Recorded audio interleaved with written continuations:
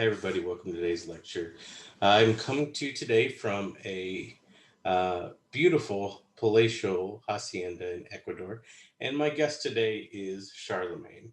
Charlemagne is part Chihuahua, and the ancestors of Chihuahuas are native to North America, and they were interbred with all of these different breeds from Europe, and they came in and generations later, you have this little guy here. And that's what we're going to be talking about in today's lecture. We're going to be talking about the ways that the old world and the new world mix together and the ways that the old and new world begin to break apart. We're going to be looking first at the colonies of Spain, and then we're going to be looking at the colonies of North America. And finally, we're just going to give an overview of the way that European colonization is changing the world at large.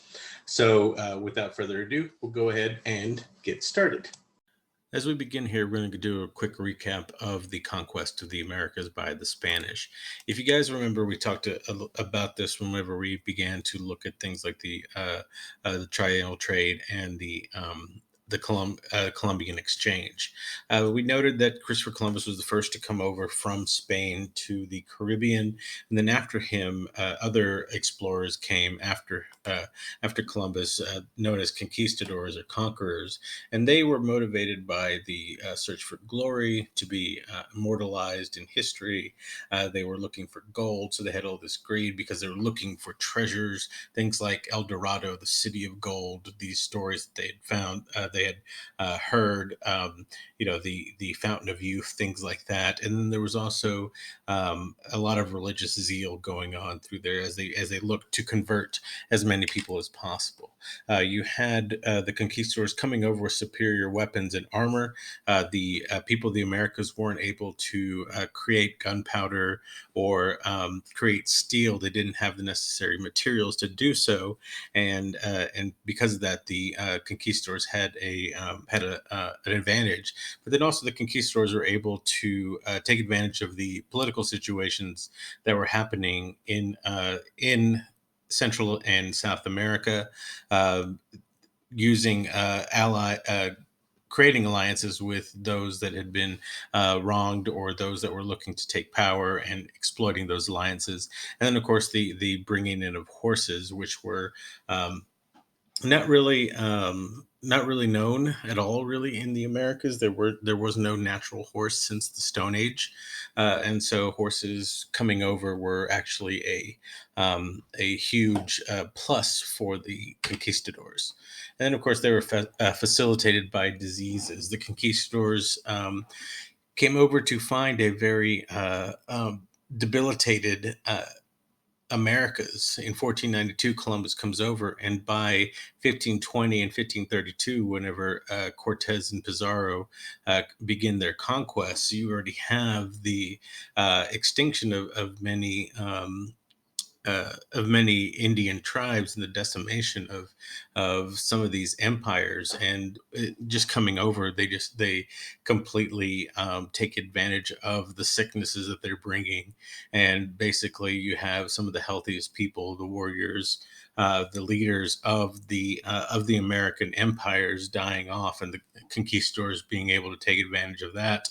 And really, this is going to play into North America as well, as the people are going to, as the Europeans that discover that explore North America are going to discover a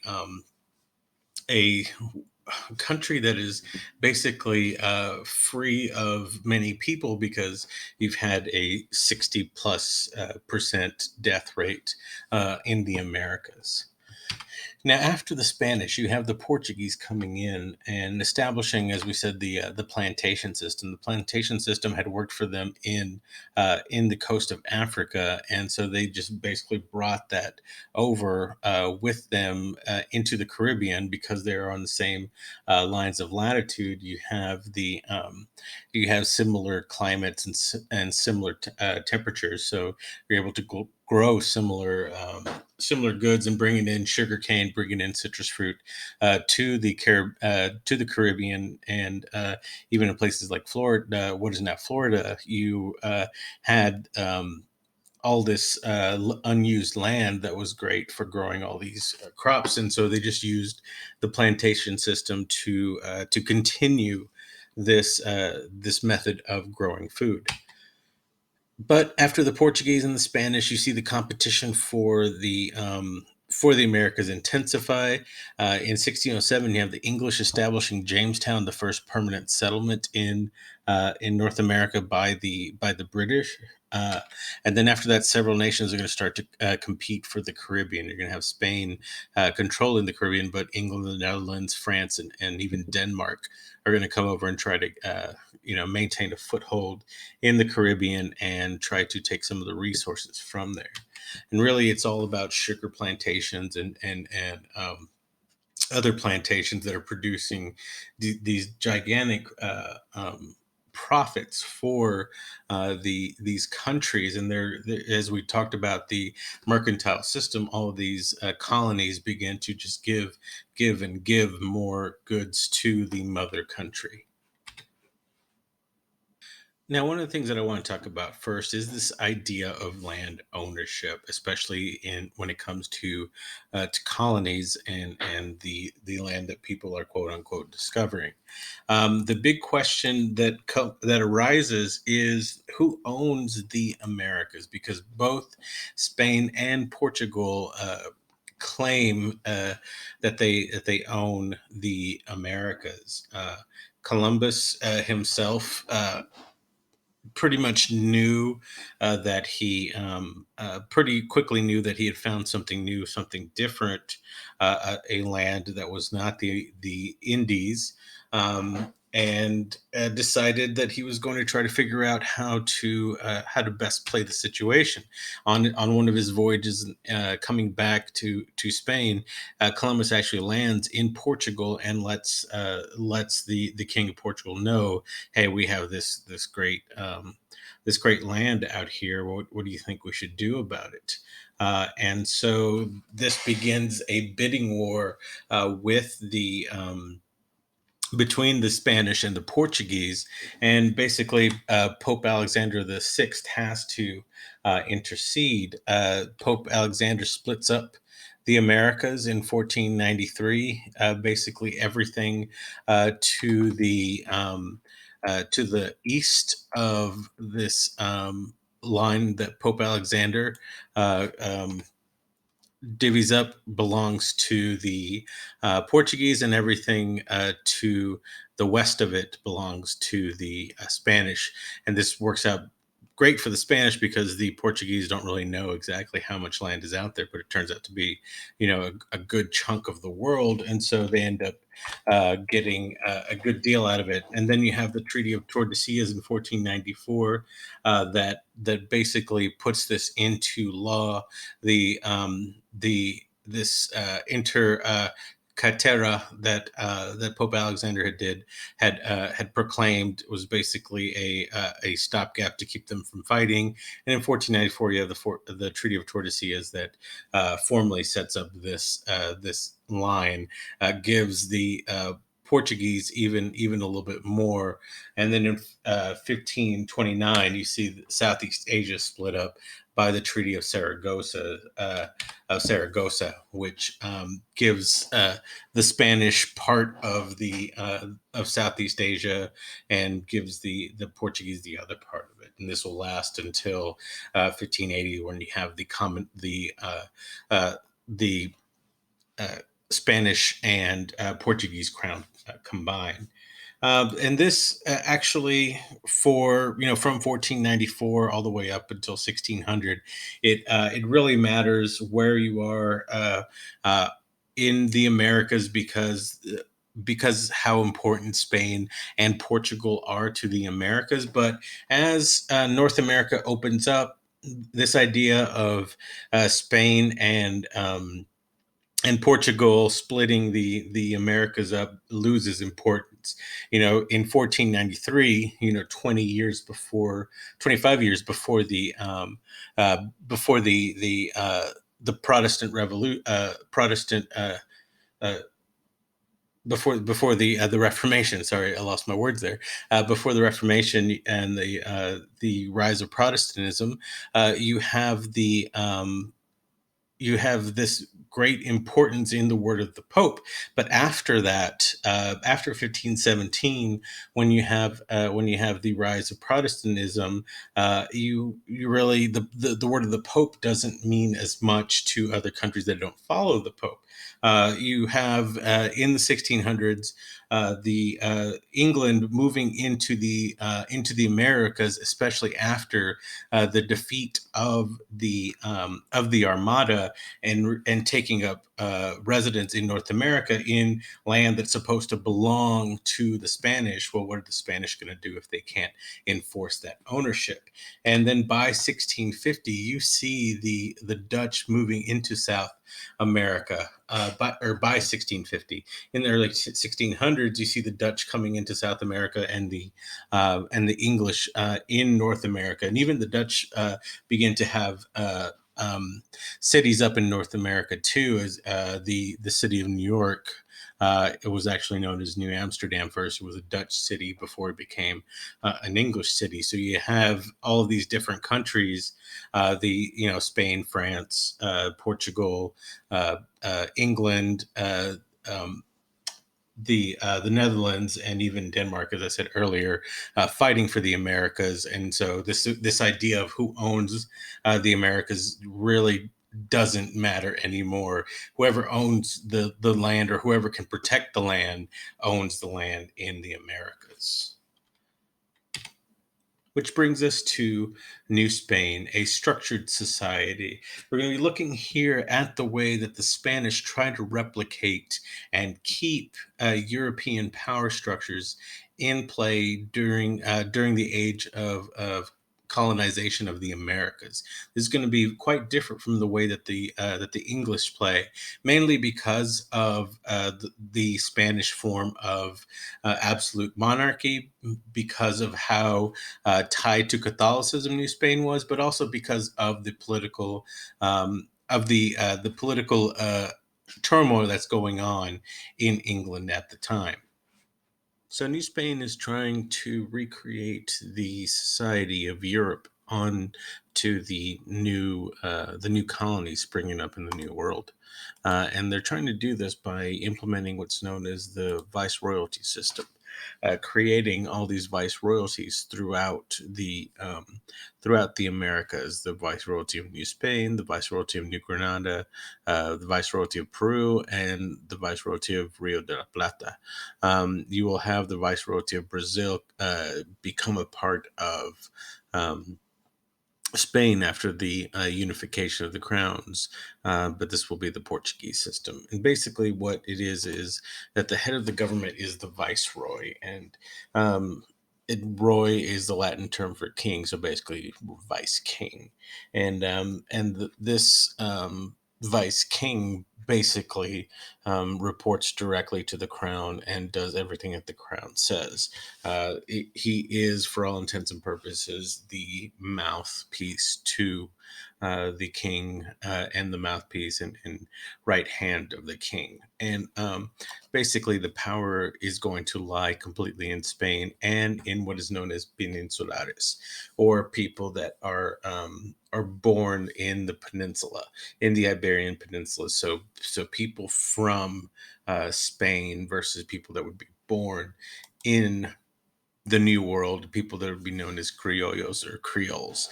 And these are American born Europeans that were held in almost the highest regard, except when it came to peninsulares. Peninsulares were seen as more pure European, and they were seen as much more noble and elegant. Still, Criollos could hold office mainly in city councils. They could hold government positions within the viceroyalty system, but really there was very little local control to these colonies.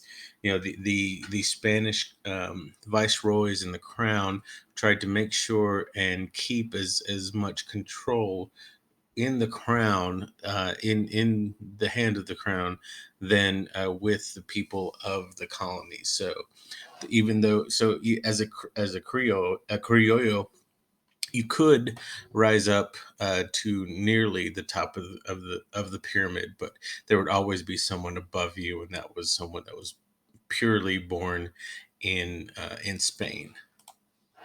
And as they came, what as missionaries came to the New World, you saw that they were trying desperately to convert Native Americans.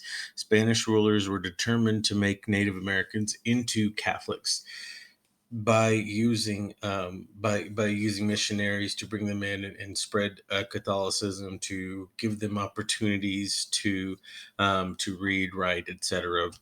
Through the church. And so, the Native Americans becoming Catholic was important because this allowed the Spanish to use the repartimiento system, and basically this was that Indians were given to nobles to teach them Catholicism, and part of this was teaching them the value of hard work, because the Spanish really saw the natives as lazy and as uncivilized, because they found lots of minerals and ore, mainly silver, some gold, throughout South America, and the natives really didn't completely mine that dry, and so the Spanish saw them as lazy and backwards, and so they felt that they could bring them up to a certain standard by using this repartimiento to justify themselves. They were basically making them into more civilized people.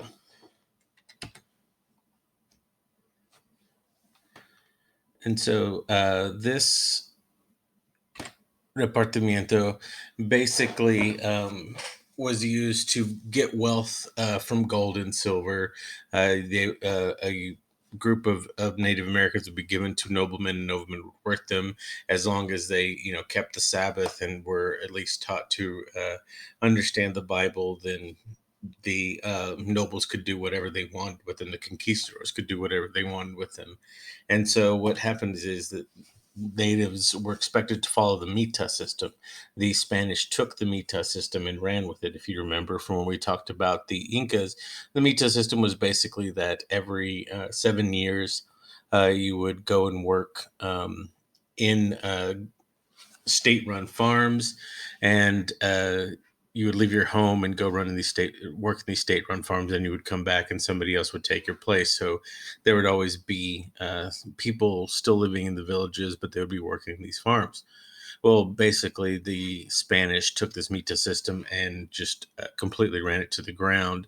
They would take whole cities and throw people into these mines, working them, 16, 20 hours a day in mines for an entire year. Many people would die or run away or try to escape. But for the most part, this Mita system was unsustainable, as natives, as they were getting sicker and sicker from the diseases brought over from the Spanish, they continued to suffer under the system, and ultimately it was all for naught, because agriculture proved more rewarding. Not only was it easier on the workers, not only could you make more profit in the long term, but it was much more sustainable. Once you completely gutted a mine and took all the ore, it was gone, but you could rotate crops and continue to farm for generations. And that's exactly what they did. They farmed, and they used what was known as the encomienda system, a land grant system. So the encomienda was basically this: Spanish settlers were there to protect, Christianize, and care for Indians, and the Indians worked part of their time. So it was basically using the Mita system and the repartimiento system together.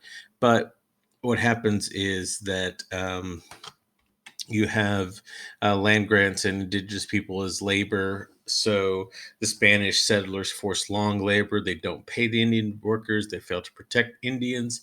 And then Indians die of disease and harsh living conditions. Well, all that would be fine, except at the same time, the Spanish have been converting these Indians to Christianity, to Catholicism, and the Pope and church officials start finding out what's going on, and they begin to protest. You have Indian revolt, and then they have the clergy protesting.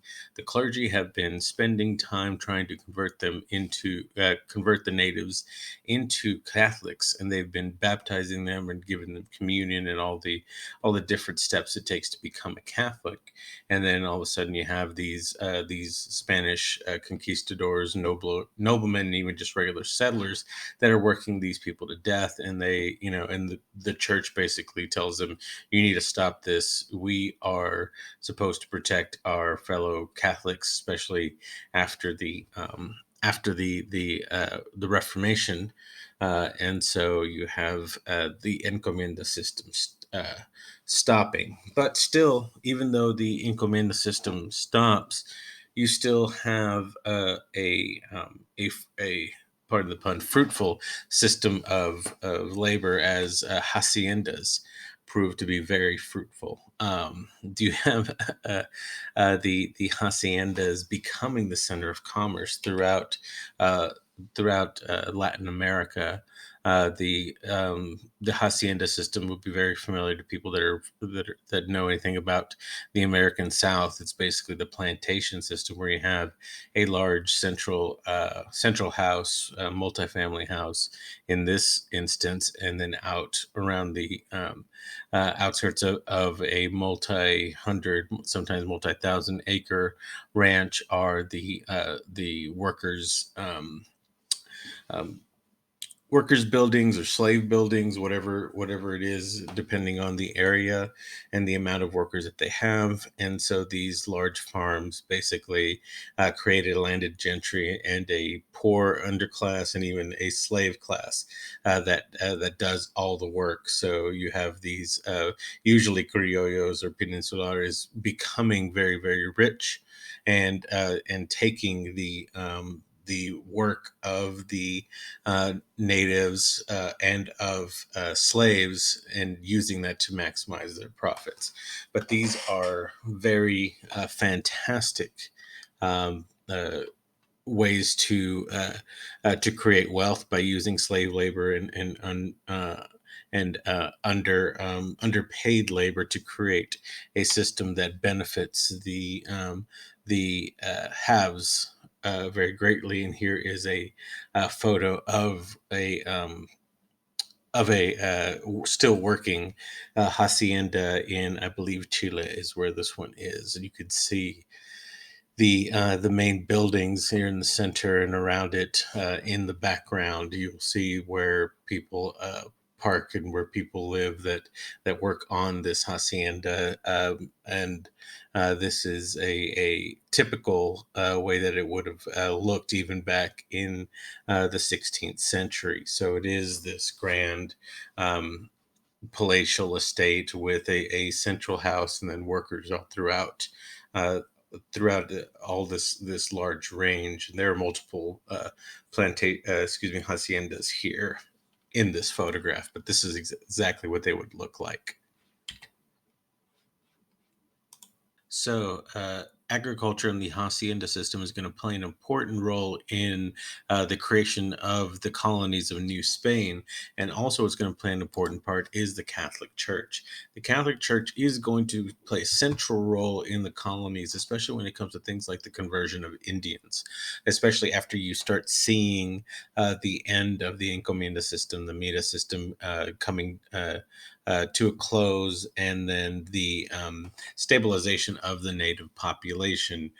Indians are going to find it very easy to adapt Catholicism and sort of mix that in with some of their own beliefs. You're also going to see the opening of schools, hospitals, convents, and abbeys throughout Latin America, missions.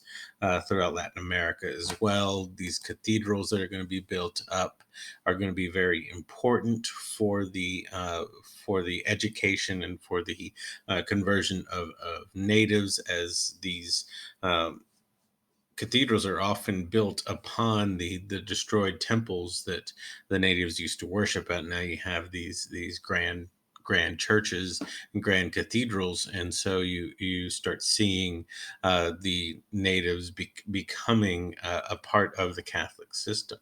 So you have those positive things going on. These large cathedrals being built, the creation of hospitals and schools, but then you also have the setting up of the Inquisition. The Inquisition actually is centered in around Mexico City and down in what is now present day Peru. You had the two centers of the Inquisition in the New World. And the Inquisition in the New World was there to combat heresy and to punish anyone that stepped out of line. So any natives that didn't want to convert to Catholicism would often be sent to the Inquisition after the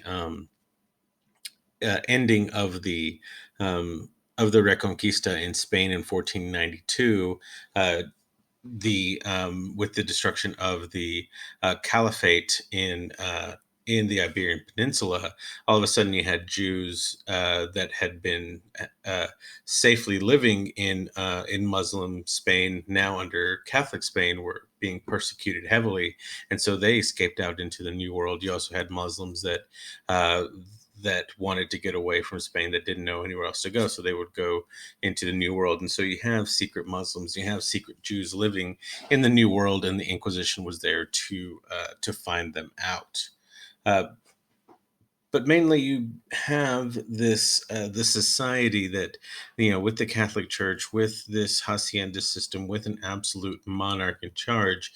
You have the gap between the haves and have-nots increasing, even though in pre-Columbian society there was a huge gap between the kings the um, and the everyday peasants. It was still a system that rewarded, that kept the natives pretty happy. But you have here in this new Spain system, the gap completely um, opens up between the haves and have-nots because of the economic system, mercantilism, which you talked about, and because of the fact that all of the goods that were being found were um, completely taken away from the natives, taken away from the people there, and sent to the mother country. So people were experiencing great wealth, but all that great wealth was going to Spain.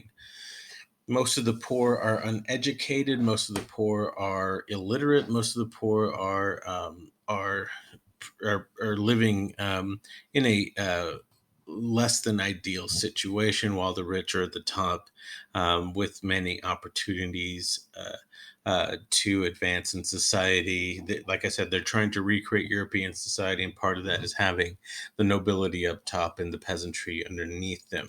Women have very few opportunities to um, go ahead and escape their role in society. You had these very few um, women that were able to escape uh, uh, from the confines of the male dominated system, but usually that was that was a very rare occurrence for you to be able to do that. You had to be someone that was uh, both born rich and also that had this. Um, you had to have a connection, and you had to have some sort of um, ability to escape from it first, like such as this lady here, Juana Inez de la Cruz, who was a philosopher, a poet, and writer, who was also a nun. The only reason she was able to become a poet and writer is because she moved out into into a convent and learned to read the Bible, learned to read and write, and actually became a very famous Spanish writer. So women can escape sometimes if they're able to, but really in the end women have it much more poor than men do, and the Native Americans have it the worst. The natives are going to suffer the worst under this system. You're going to see them being a good chunk of the native population is going to die off because of disease, and the ones that aren't are going to be subjugated by the Spanish and put into this new system that is, well, not completely foreign to them. It is they are not in control of themselves, and so the natives are going to have to adapt to this, and you're going to see this mixture of old world and new world begin to appear, a mixture that leads to a new society in New Spain. And this new society in Spain begins pretty quickly after the establishment of colonies in New Spain, because it's a system that basically mixes the races of the old world and the new world. You start seeing the three different races that are mixing together are the Native Americans of the Americas, African slaves, and European Spaniards. And this happens mainly with Native Americans and Spaniards at first, because a lot of the people that allied themselves with Cortez or Pizarro, or were aides to Columbus, the natives that were allies, were moved into positions of power, not necessarily nobility, but positions of power, and they had a better ranking than others, and it was okay to mix with them. And so you started seeing that very quickly, and then this whole system of racial mixing begins, and you start having new words come out in this racial mixing system. You start seeing words like mulatto being used, which is someone that is part white and part black. So a European and a an African slave, or even an African free person, would have children, and they would be mulattoes.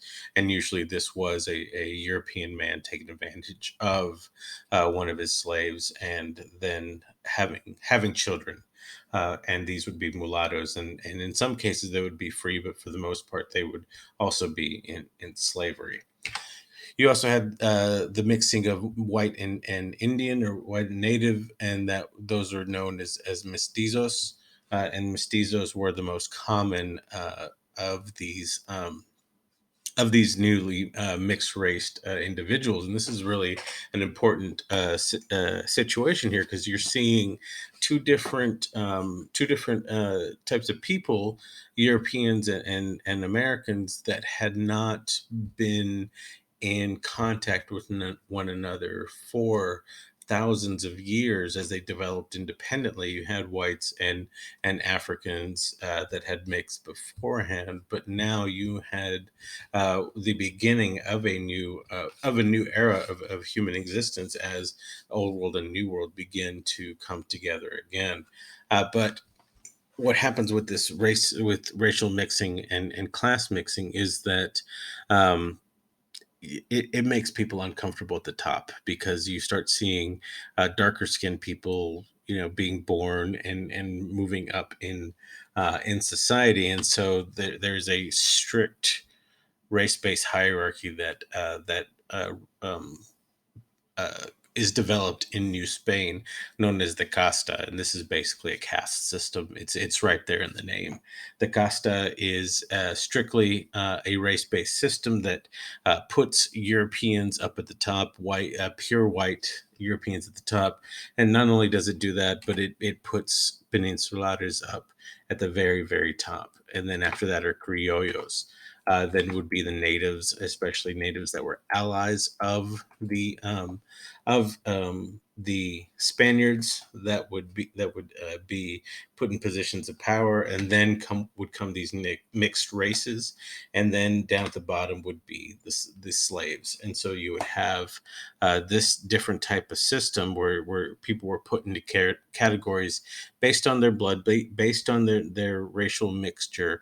And as the generations moved on, it got pretty messy um, in a lot of the world of Latin America. And as anybody who has spent time in places with a lot of Latin Americans, most of you here living in Phoenix can tell that um, there is a lot of intermixing and a lot of intermarriage between people of different races throughout this area, and it leads to this caste system becoming very, very complex. And sometimes you have up to 16 different types of blood relations, and we'll go more over this in class. But basically, you have mestizos, castizos, españolas, moriscas, chinos, lobos, albarazados, cambujos, tiente al aire, no te entiendo, torna atrás. All these different terms for people based on on their genealogy and who their family is.